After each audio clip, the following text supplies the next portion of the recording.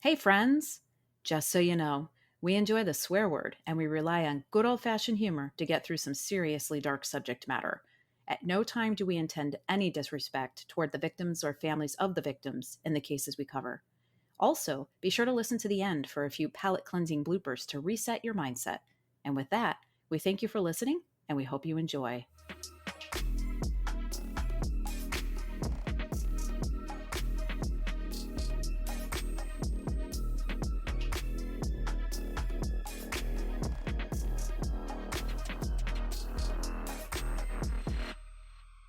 Hey friends, welcome to Crime Will Tell. I'm Jamie. And I'm Carrie. How are you this fine evening? I'm good. Good. Okay. Yeah, it was a great weekend, really relaxing. Awesome. We had sun this weekend. That was nice. Yes. It also snowed though, so I mean, leave it to Wisconsin to do both sides, right? yeah, it snowed and then melted immediately, which I'm okay with. Anyway, what are you sipping on over there? Basil Hayden. Okay. When I'm indecisive and I'm standing in front of my liquor cabinet and I'm like, I can't decide, I always seem to go land on Basil Hayden. I mean, I do the same. When I have it, I'm like, you know what? I see you and I love Yeah. you. Here we go, Basil. Yep. And what are you drinking? I am sipping on some of my Knob Creek. I don't have any. I'm sorry. I'm sorry. Something about a lesbian saying I'm sipping on my knob. I don't know what to do with it. You I don't know know what to do me. with that. Yeah, that's what it is. It's weird for me to say, but it's delicious. I really liking this So, knob creek. yeah. Know what I mean? Anyway, cheers to you, my friend. Cheers, my friend. Clink, clink.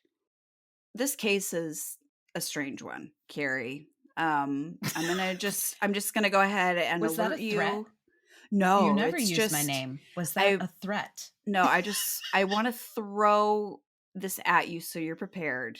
This case involves Taylor Swift, Oprah, Waffle House, the White House, a half-naked man, and much more. I don't want to say fun, but many other interesting things. You had me at Waffle House. This case involves a lot of incidences and just craziness. So I'm actually going to kind of start towards the end and then work our way back to kind of see how we ended up there. So we're going to start things in April of 2018 in Nashville, Tennessee at a Waffle House restaurant. Now, if you're not familiar, Waffle House is a 24-hour diner. They are open 24 hours a day, 24 days a year. Or no, that's not right. 24 hours a day, 24 days a year? Yes. So they Wow. are barely ever open. But on the days they are, it is all day. No. They are open 24 hours a day, 365 days a year. They serve breakfast all day. They're known for their pancakes. Smartass. But they're like the dream cure for hangovers. They're a hot spot for boozy people after the bars close because again they're open 24 hours a day, or people who just love tasty fucking food. Make sure you have your shoelaces tight on your shoes when you walk into a Waffle House because those floors are so sticky you'll walk right out of your shoes. Right, but they're delicious. They're They're delicious. I can't do it. I cannot do it. Really? Yeah, I can't do it. They're not known for their cleanliness. Mm-mm. They're kind of located primarily in the southern part of the US, and typically like the farther south you go, the more they are. They are in high concentration in the south. And just to kind of describe what these restaurants look like, they are typically pretty small restaurants and they're set up kind of diner style, I would say. There's like booths to the sides of the restaurant, and then kind of in the center portion, there's almost like a counter type space that has seating. So it's like a bar like style, but counter seating. And so you're kind of watching the wait staff and the cooks make the food. It's all very open.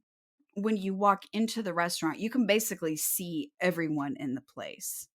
unless someone's in the bathroom, because that would be fucking disgusting if you could see that. Right. So, outside of this Waffle House, as people were kind of moving in and out, a gold Chevy Silverado came flying into the parking lot, and it pulled into a handicapped parking spot right in front of the building. And the driver of this truck just sat there for a few minutes, I guess just kind of watching the restaurant. I'm not sure what they were doing.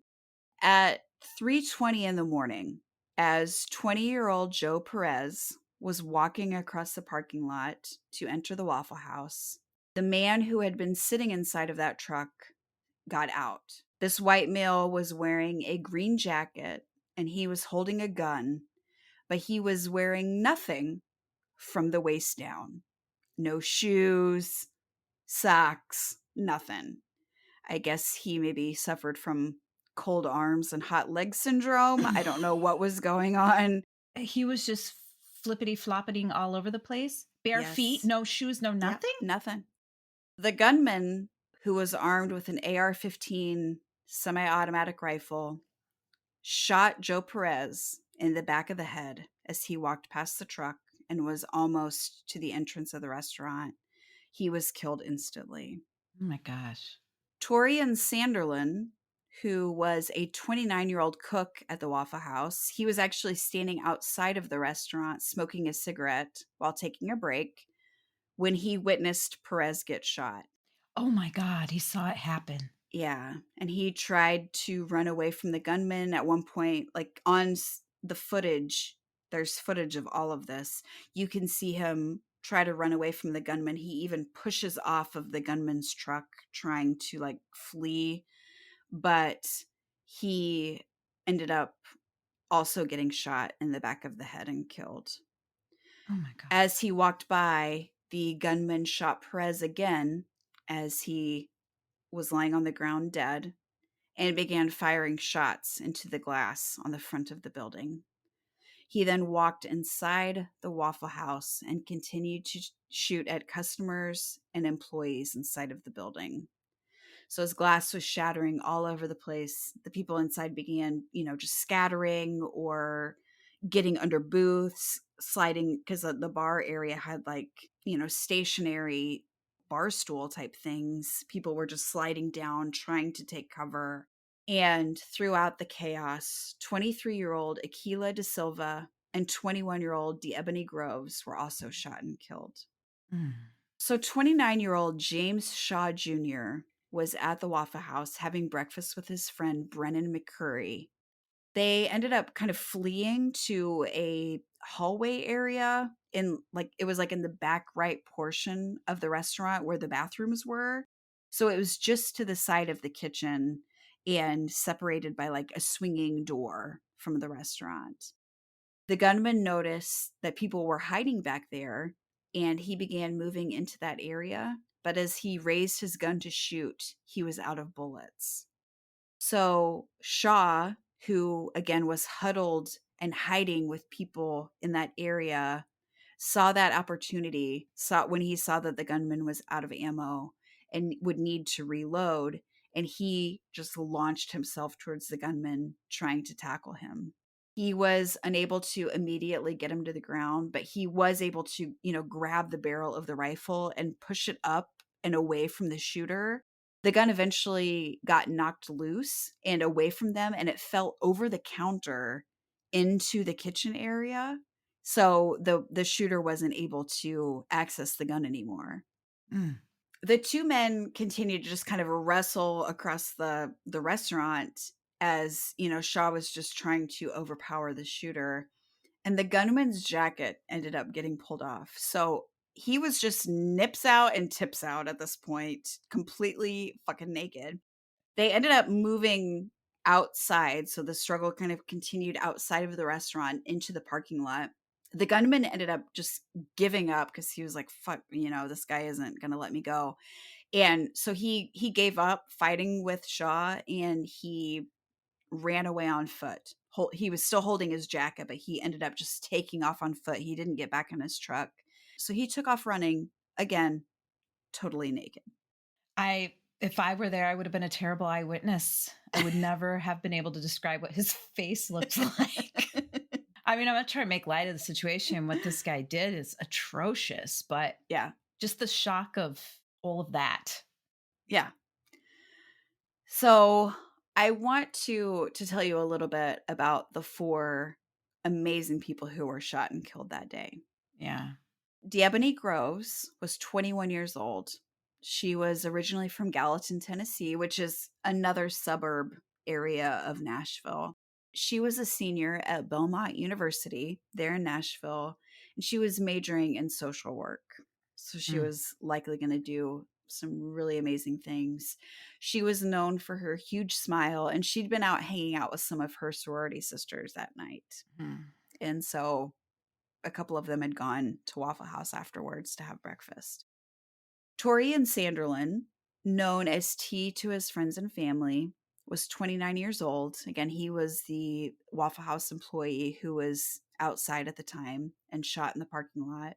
T was known as just a gentle soul and a happy but quiet person who loved to cook, which is why he was there. He was one of the cooks at the Oh, Waffle House. His family said that he was always the guy manning the grill and cooking up great food at family events, that he just loved cooking for people that he loved. So it was his passion. Aquila da Silva was a 23-year-old musician who also went by the name Natrix. I think is, just his like hip hop stage name? name. Yeah. He was a student at Middle Tennessee State University, which is in Murfreesboro, Tennessee, where he was attending their audio production program. And he hoped to become a musician and a musical engineer. He was inside the restaurant eating breakfast with his brother and his girlfriend when he was shot. His mother, Shondell Brooks, said in a statement, quote, "He loved his family, but most of all, Aquila wanted to live. He wanted to create positive change in this world. He showed compassion, not anger. He spread love, not hate." And the Da Silva Foundation was founded in his memory. And that foundation pushes for stricter gun control laws, Mm. which was something that Aquila was very, very passionate about and a big proponent of. And Joe Perez, who was 20 years old, who was shot while walking across the parking lot. He was originally from Texas. He had just moved to Nashville a few months before the shooting, and he had actually gotten a flat tire and pulled into the Waffle House Mm. parking lot. He was just going inside to get some breakfast while he was waiting for AAA to arrive. Man.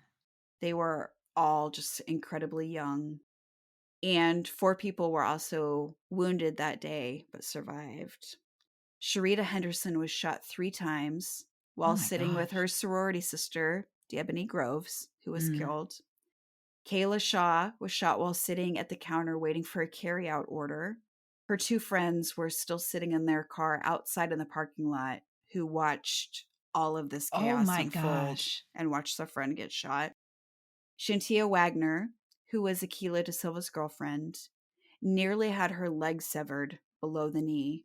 Oh my gosh. And James Shaw Jr. suffered a gunshot graze wound that kind of went like down his arm to his elbow and burns to his hand from grabbing and holding on to the hot barrel of the rifle as he wrestled with the gunman. Mm.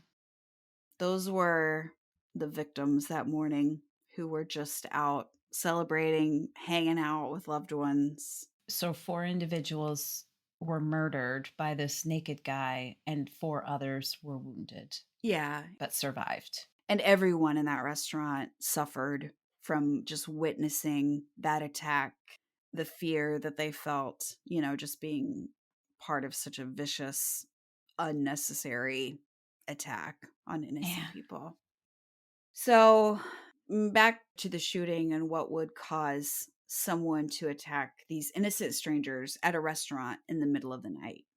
So when police arrived on the scene at that Waffle House, witnesses immediately started pointing out that Chevy Silverado in the parking lot that was left, saying that's where the gunman, he got out of that vehicle. So when they ran the plates, the truck was registered to 29-year-old Travis Reinking. So police were like, that might be our guy. And they began looking for him as the suspected shooter. They found the jacket that he was carrying about a block away from the Waffle House. And in each pocket were fully loaded magazines for that rifle. So James Shaw Jr. likely saved many Yeah. lives when he confronted that shooter inside the restaurant. If the shooter had been able to reload, he could have potentially killed all 22 people that were there Yeah. that morning. Oh my gosh. As investigators were looking into Ryan King, they learned that he was renting an apartment at a complex that was near the Waffle House, like literally like 3/4 of a mile away. They went to his apartment and they began searching through it, and they discovered that he had likely gone back to that apartment after the shooting, taken a shower, put on some clothes, and there was a wooded area near his apartment that they assumed maybe he had gone there to hide. So Nashville residents were warned, to lock their doors, keep their eye out for the suspect, let them know if they saw anything suspicious. People were nervous because this guy was just on the loose. Man.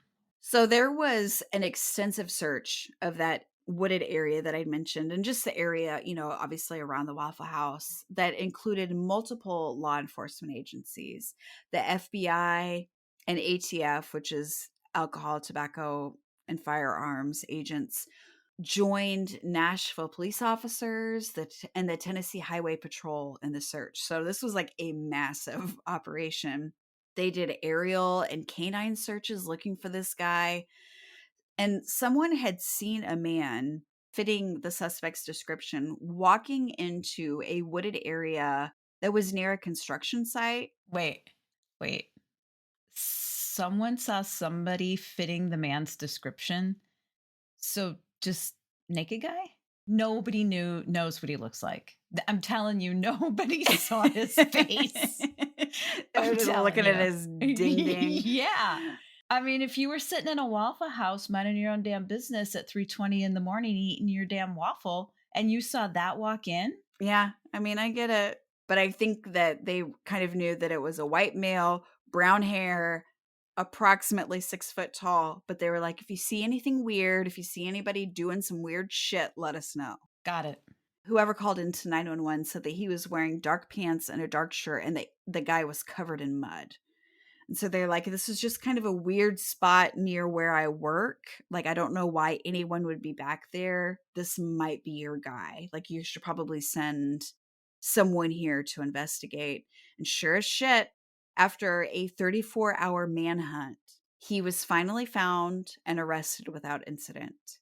And he had a backpack that was with him that had a handgun and more ammunition, along with some sunscreen, a flashlight, bottles of water, a Bible, multiple silver bars, and his wallet. So I don't know if he was just kind of preparing to go on the run or just hide out. Like, I'm not really sure what Mm. his plan was, but they arrested Travis Reinking, and he was charged with 4 counts of criminal homicide. His bond was set for $2 million, which actually really pissed a lot of people off. Like, that he would even have the possibility of bond after killing 4 people, hurting multiple people, and then causing the chaos in this city for a couple days. But under Tennessee law, any criminal that's not involved in a death penalty case is entitled to a bond. And so at that point, that early on, they hadn't decided if this was going to be a death penalty case or not. That seems kind of like a loophole law because how are you supposed to know right away when somebody's arrested if it's going to be a death penalty? It just means everybody's going to get bond. As I was like reading about it, even if someone he knew could have posted 10% of the bond, it would have been really unlikely for him to just walk out of jail on bond without a major fight from the prosecution.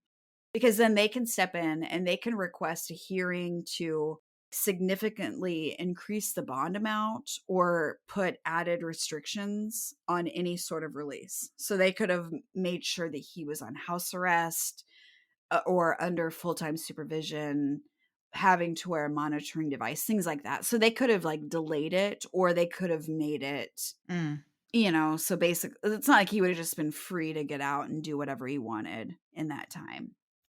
So who is this Travis Reinking? He was born in 1989 in Wharton, Illinois, which is near Peoria, Illinois, if you're familiar with that region, to his parents, Judith and Jeffrey Reinking. He was known to be a pretty quiet and shy and maybe a little awkward growing up. He had a big interest in photography and was often seen carrying a camera around. He was homeschooled, but did end up taking some classes at the high school once he reached that age. And I couldn't really figure out if he was enrolled in high school full time at the high school, or if he was just able to take some courses there while Mm. still homeschooling. I couldn't really figure that out, but it got him out. He was able to meet more people. And based on everything that I could find, he grew up in a very stable and loving home. His father, Jeffrey, owned a heavy machinery company called J&J Cranes and was really successful. The company did really well. Travis worked with his father, and he grew up, kind of learning the ins and outs of his father's company. And it seemed likely that he would work for his father and then eventually take over the family business. So in 2014, things started to really take a turn for Travis. At that time, he was living in an apartment that was above one of the buildings that his father used for his crane company. And he started drinking pretty heavily and was starting to hear voices, which became worse and worse over time. Eventually, his life really began to go off the rails after he attended a Taylor Swift concert. I see you lean in. Yes. His life took a turn after And that's a- where we're going to end today's episode. No, we're not ending. No, I'm going to tell you what the fuck is happening. So let me explain. He went to a Taylor Swift concert, and somehow, in all of the rock solid, nonstop entertainment that is a Taylor Swift show, he believed that she singled him out in the crowd and mouthed the word hello to him. Now, I'm pretty sure that this did not happen, but if it did, he would have been one of hundreds of people that she said hello to in the crowd that night. Regardless of whether that happened or not, Travis took that moment and he interpreted it as a very intimate moment between him and the superstar. He became obsessed with her, and he began to believe that he was in a very serious long distance relationship with Taylor Swift. Okay, number one, that's fucking terrifying for Taylor Yeah, Swift. right. But number two, the irony is not lost on me that his name is Travis. Right. Of course. Yeah. I mean, Travis Kelsey is her current beau. Okay, so now he's in a long distance relationship with Taylor Swift, a very intense, passionate, loving, intimate. Yes. Okay. And so he would write her letters and he would mail them to her, or, to whatever address he believed was hers. He would send messages through Twitter and Facebook and send emails. And I would like to point out that Taylor was actually, at that time, dating the Scottish DJ and musician Calvin Harris. They were together for years. So she actually had a serious boyfriend at that time. So obviously, Travis's friends, family, and coworkers knew that he was delusional when he would talk about his girlfriend Taylor. Like, I mean, he would tell them that she was just playing hard to get, or that Oh, she was mad at him when he wouldn't get a response from her. Like, they just had some little lovers tiff, and she just wasn't, like, she was kind of mad at him, for a moment. He told people that she had made him fall in love with her and then started being nasty. At one point, he ended up driving almost 2,000 miles from Illinois to Los Angeles because he was trying to find her. And when he got to the address that he thought was hers in LA, it was actually an active construction zone for a house that was being built and not Taylor fucking Swift's house. Oh, man. So this was the point where his parents, I think, Called the really police. no. Ugh. But they did become worried about his declining mental health and obsessive delusional thoughts and behaviors. So on May 26th of 2016, so we've gone back like 2 years before the shooting, he told his mom that Taylor Swift was in town in their very small town in Illinois of like 5,000 people. So I doubt it. I doubt she was there. But he told his mom, like, look, Taylor Swift is here and I need your help trying to find her. And so his mom was like, yeah, sure, sweetie. Hang on, let me just go grab that thing real quick and then we'll hit the road. And so she ended up calling authorities, thank God, to let them know what was happening. But she like played along and she went with him on their Swifty scavenger hunt.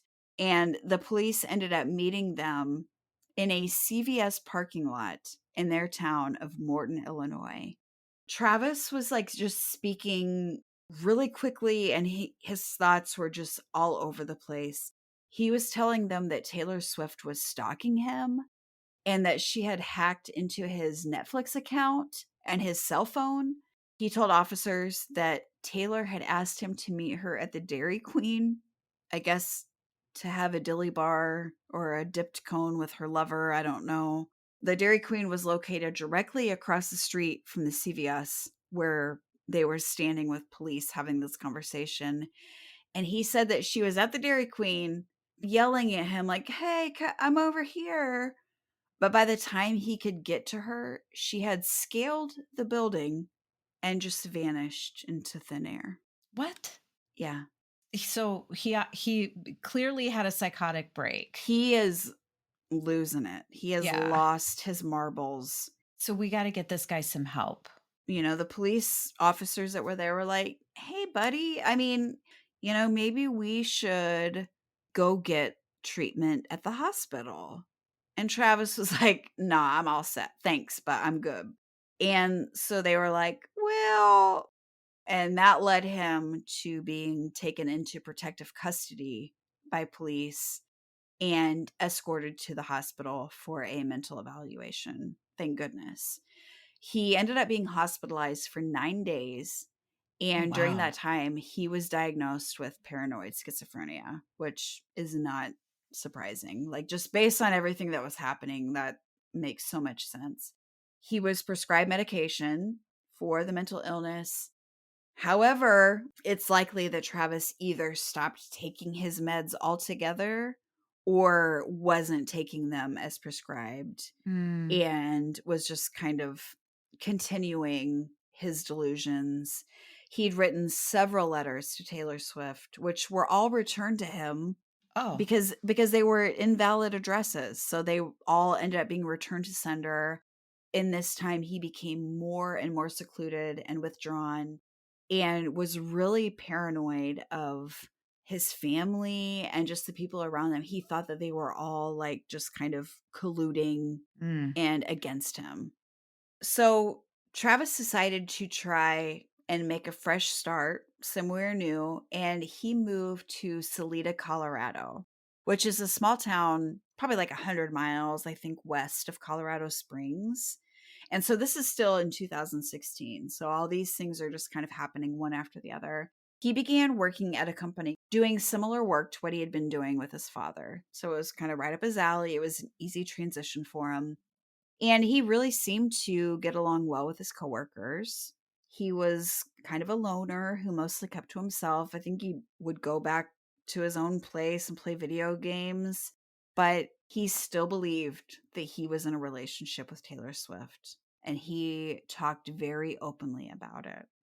So, as much as these people were like, he's nice and he does good work, what the fuck is he talking about? Like, it was very Right. clear that he was delusional.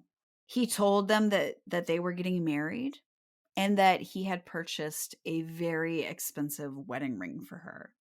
Travis was eventually fired from that job. It didn't really say why, but I have to believe that it was likely due to, his declining mental health and continued instability. I was going to say, I bet he had erratic behavior. Yeah. And even like the owner of that company in Colorado called Travis's father because he was so concerned about him. He was like, I care about this kid, but he's obviously got some serious mental issues going on. And that's when Travis's parents called the authorities to get him help. No. But like once he was let go from that job, he was just in Colorado. It's not like he had a supportive network of people around him anymore. He's just kind of on his own again. So in March of 2017, while in Colorado still, Travis called police to report that Taylor Swift was stalking him online and following him around town. Now, nothing happened with this call because, police weren't called out to investigate Taylor Swift's small town stalking hijinks. To me, it's like, it's really bizarre that it flipped from like, I'm in a relationship with Taylor Swift and we're Hmm. getting married to now she's stalking me and needs to be stopped. Like, it kind of transitioned to that, which is strange. Yeah. Anyway, he ended up moving back to Illinois and back into that same apartment above his dad's business, which seemed like a really good thing at the time because I think his parents were hopeful that things would be better for him living close to them, but nothing really changed. He ended up posting a video to social media that was like 13 minutes long or something, and it was just him pacing around his apartment, talking about people coming into his home, his private sacred space, and that he was being followed. Like I said, he's just rambling, but there was some really weird random shit about Taylor Swift, of course, being sprinkled in there too. And it's hard to make sense of what he's saying, but the rant seems to hint that Taylor Swift is actually trans and that she broke into his apartment and left his toilet seat up. Like that was his whole focus of this was that like somebody came into his apartment, left the toilet seat up because he sits down to pee and poop and do all of his business and he would never leave the toilet seat up. So his paranoia was obviously off the fucking charts and he was just unraveling. And he put this out on social media for everyone to see. And no one, Are you going to no ask if one his parents stepped in? did anything. No. Travis is still living on his own, coming apart at the seams. At this point, there's been like 3 different cries for help, at least. Yeah. In May of 2017, Travis told his dad, Jeffrey, that he was shutting off his phone. He said in a text, quote, "These people are still listening and reading stuff on my phone over the internet. I don't want to be told gay things inadvertently when I'm trying to learn about something else. And they have been saying stupid stuff like I'm transsexual and things like that." So he was going to shut his phone off because he was convinced that he was being listened to, he was being spied on through his Right, phone. and that they were sending him weird messages, like he could be Googling something random, but they were, like, forcing him gay messages or sending him messages that he was transsexual. Are you picking up on these weird things Yeah, like is so popping into his psyche. delusions? Yeah. A lot of bits about sexuality Yeah. thrown into his rants, which to me points to something that he was probably Struggling with. struggling with, but Yeah. who knows. So, about a month after that, in June of 2017, Travis ran down the stairs of his apartment screaming, "Is this what you fucking want?" while he was wearing I saw it referred to as a pink bathrobe and also a house coat. I'm gonna go with bathrobe, while holding a rifle. So again, he lived above his father's business, and this was during business hours. So he was yelling at people who were working for his father. And what did he say again? He said, "Is this what you fucking want?" And just kind of like yelling and rambling. And he ended up jumping into his car with his gun and just drove off. And he ended up driving to the public pool in their town, still wearing this bathrobe. He jumped into the pool, removed the robe, and just, kind of booped around the pool in his panties. And then he ended up exposing himself to everyone at the pool while shouting that he was a man. So again, more gender identity Yeah. stuff tied into all this. It seemed like Travis maybe liked having his dangler out and about, or maybe just not having clothes on his southern region, but he was naked from the waist down more than he needed to be.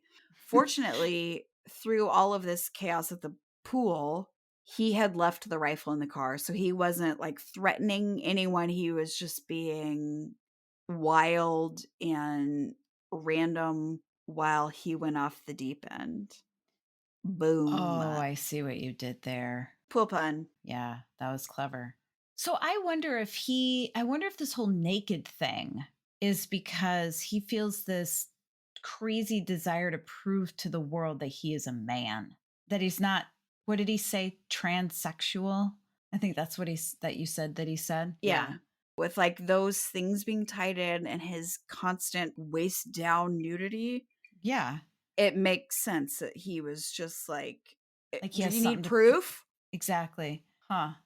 So no charges were brought against Travis for the incidences at his father's business in the pool, which is alarming to me because I don't know if children were at the pool, but anytime a man would, like an adult would expose themselves to people at a public pool, I would think that would be like an automatic arrest, but whatever.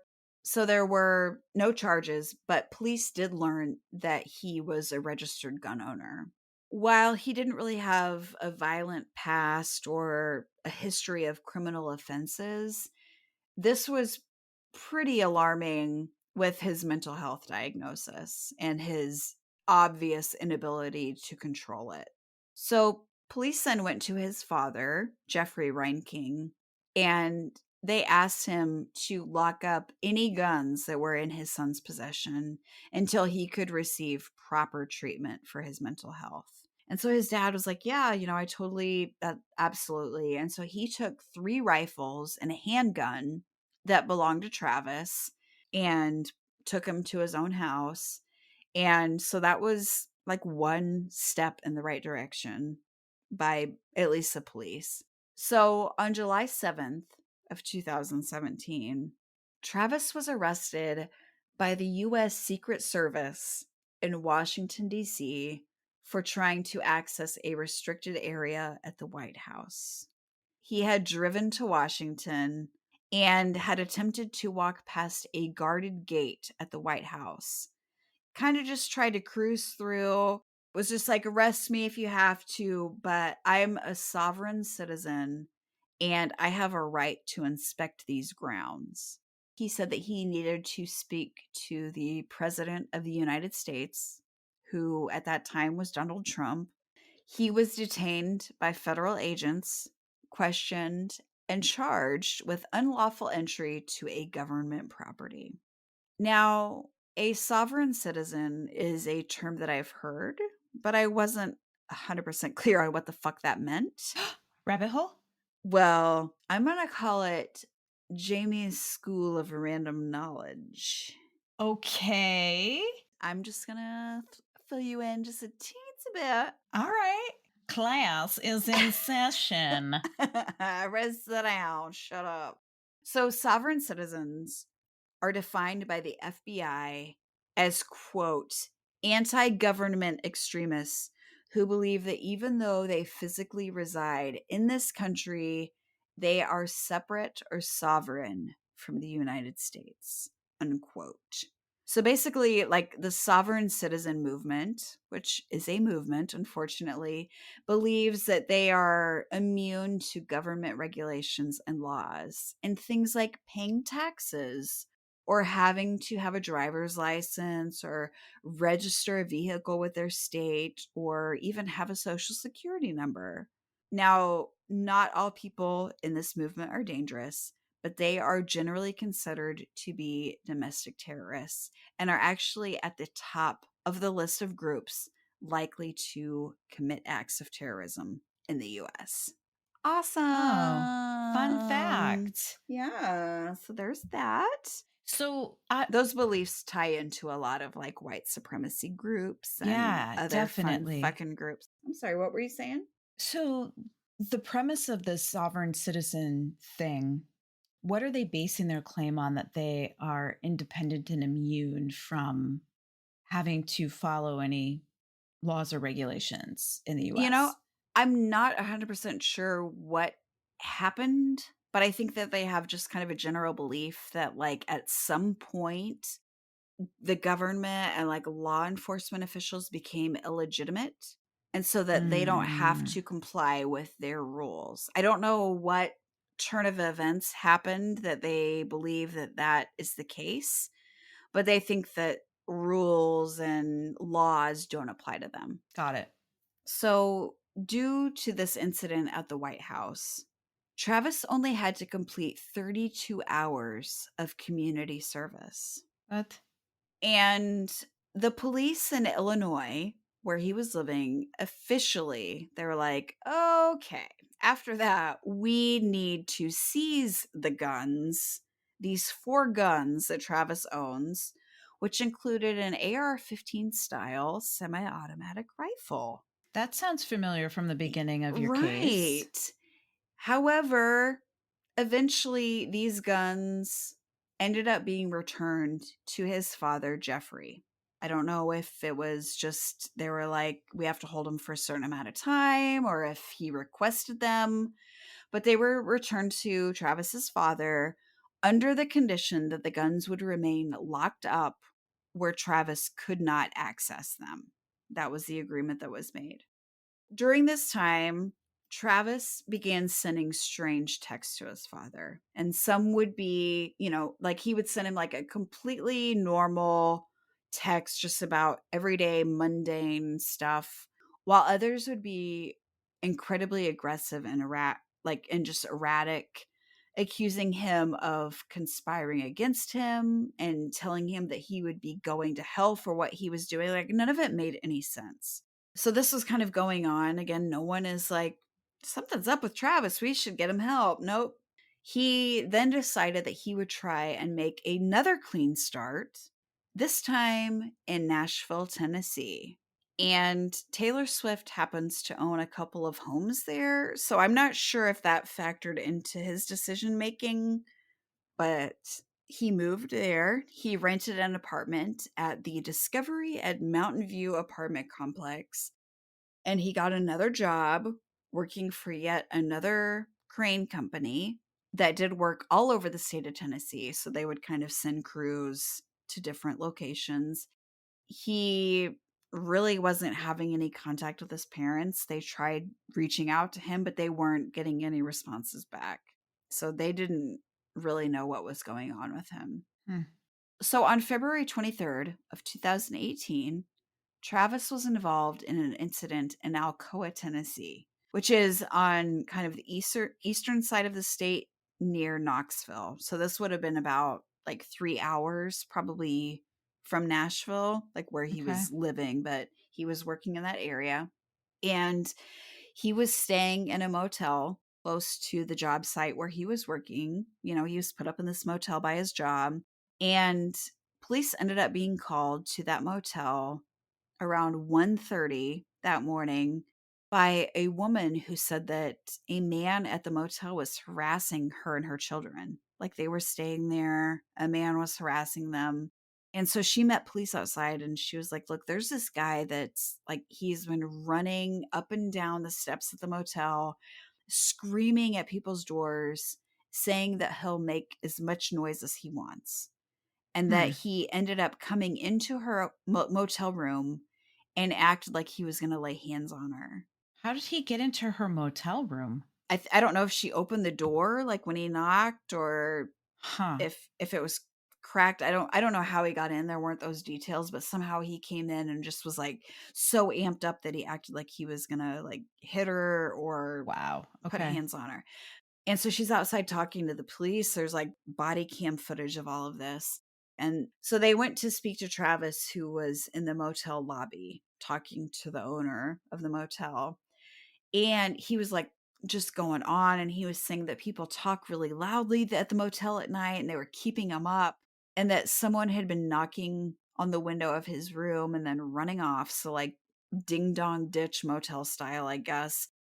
The officer chose to kind of let this situation go as long as Travis left that motel and got a room somewhere else. So he's like, "Look, dude, I'm not going to make a big deal out of this, but just you need to go stay somewhere else." So he did. Like, Travis just decided, I'll go somewhere else. It's really frustrating because all of these incidences are happening in different places. So in Illinois and Tennessee and Colorado, like, all of these weird things are happening that seem pretty minor. But if you can put them all together and get like the full picture, he was out of control and Mm-hmm. escalating. But like, Yeah. none of these things are being put together. And so nobody's stepping in and doing anything. So, about a month after that incident at the motel, so this would have been like late March of 2018, he ended up quitting that job as the crane operator. The next month, in April of 2018, so just days before the shooting at the Waffle House, Travis went to a BMW dealership in Brentwood, Tennessee, just south of Nashville, and pretended that he was in the market for a new vehicle. Somehow, while he was there, he was able to snag the key to a BMW X6, which is like a $90,000 vehicle. How in the world was he able to snag a I key? do not know. I could not get the details on that, but he ends up taking off in this brand new, expensive luxury fucking vehicle. And so, of course, the dealership calls police and they're in pursuit of this vehicle. Now, this was all happening during rush hour traffic, and I can attest that Nashville traffic is a real bitch. So neither Travis and the stolen BMW nor police were able to move very quickly, but he was somehow, again, able to lose them and make it back to his apartment. So he just kind of left the vehicle in the parking lot, went to his apartment, and so police were able to track the vehicle by Oh its my GPS gosh. system and locate it back to this apartment complex. But at that time, they weren't really able to identify who stole it. So they were like, "We got the vehicle, but we don't know who took it."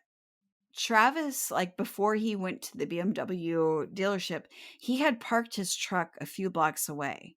So it's not like he parked right at the dealership and they were able to say, "Hey, the guy that stole the BMW came in that truck." Yeah, so Oh. he was smart. He planned ahead. He parked a few blocks away. So that was like obviously another reason the police weren't able to connect the dots Mm-hmm. directly to him. And he took an Uber back to pick up his truck. And during that Uber ride, he became super convinced that his driver was actually a CIA agent. And he was so surprised that that agent just let him get out of the vehicle without any incident. This was all based on a journal entry that Travis had written. He wrote, quote, "I fear for how they would go, since they were acting outside of the law already. How would they try to poison my food again? Would they try to sneak in and kill me? I had hit my limit. I had to do something to stop it since no one else would. I tried to punish them by repossessing their car since they wouldn't make things right on their own, only for them to steal it again from me. This time I would have to punish them by taking something that they couldn't take back, some of their own lives." Oh my. Right. So this was, again, a journal entry that he had written. And 5 days later, he took the lives of 4 people and injured even more at the Waffle House near his apartment. Oh my gosh. Those were the crazy events that led up to the horrific shooting at the Waffle House. So now we're kind of back to The after the beginning. shooting. Yeah. Got it. Okay.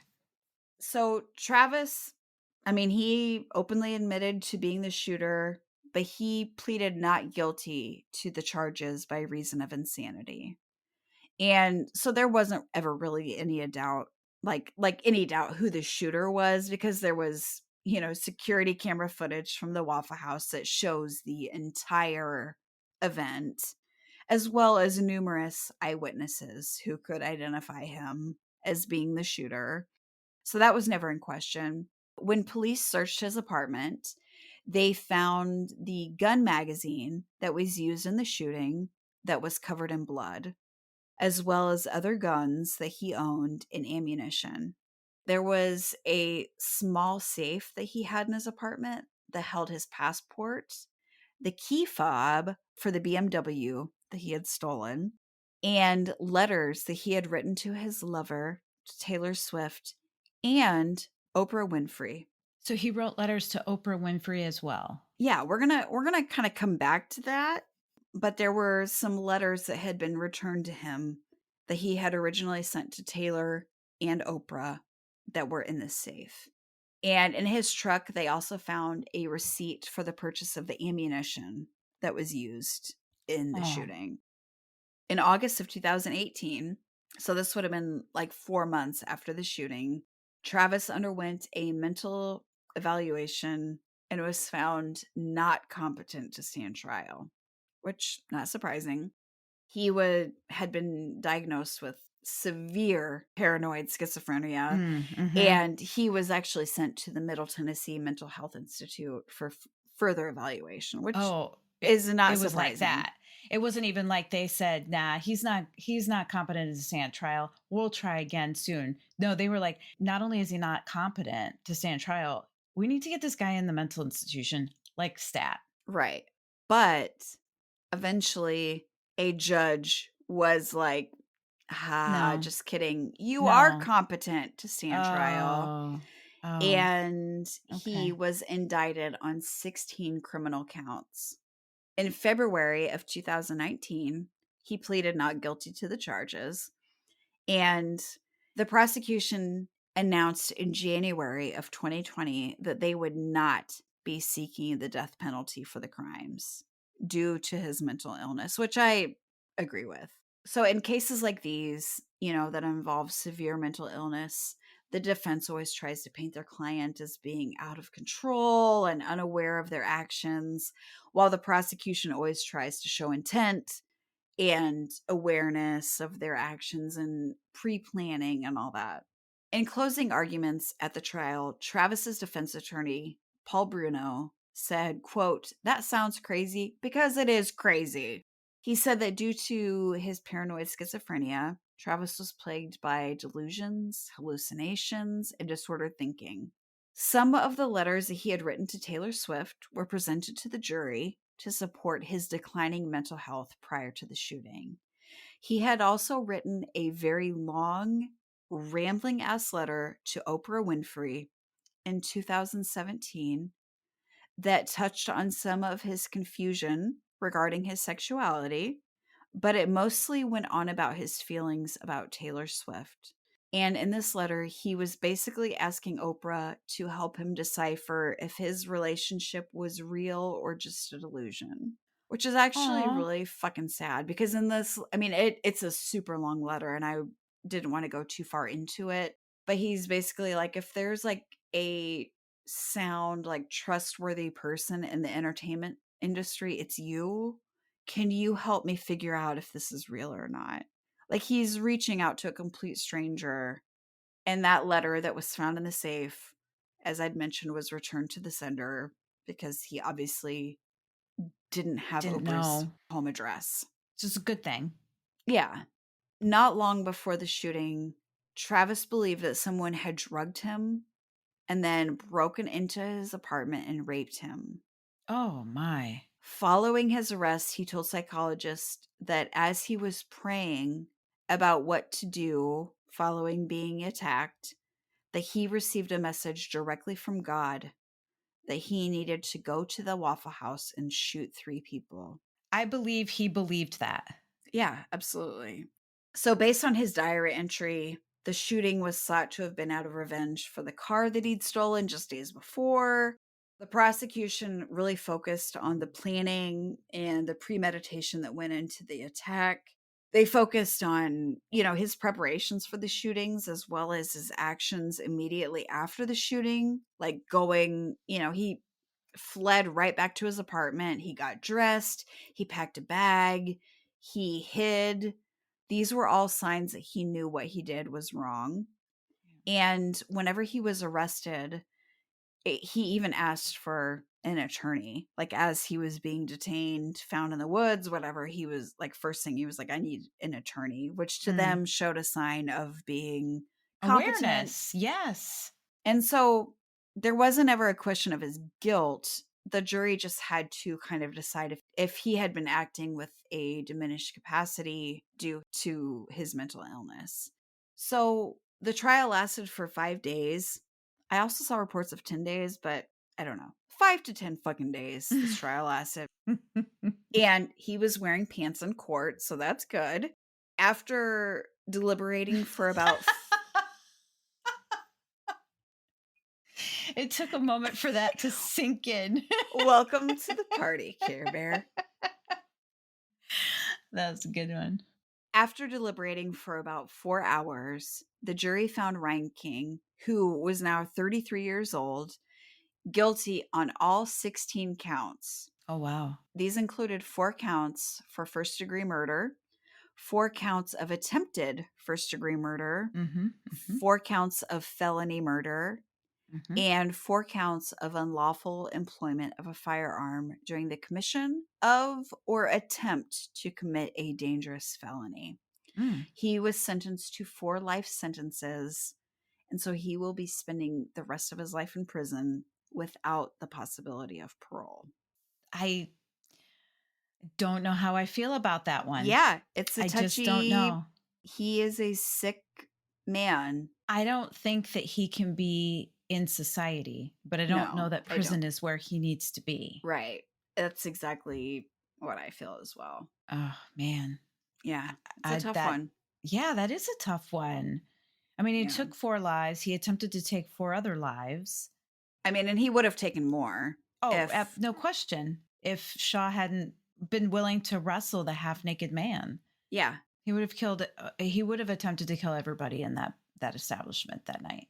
So him being in prison, all that's going to do, I mean, I don't know. I've never been in prison, so I don't know if they keep up on meds and really watch over that and, give them I don't want to say therapy, but like there's specific things that schizophrenic diagnosed individuals need, and I don't know if they get that in the prison system. right. Yeah, I don't I know. don't either.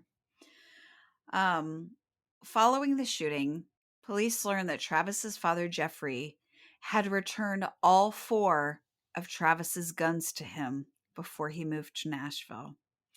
The same guns he had promised police in Illinois that he would keep locked up and away from his son, and the same guns that Travis could no longer legally possess. I was going to ask you The about that. Is yeah, it so AR-15? these guns included the AR-15 assault rifle used in the shooting.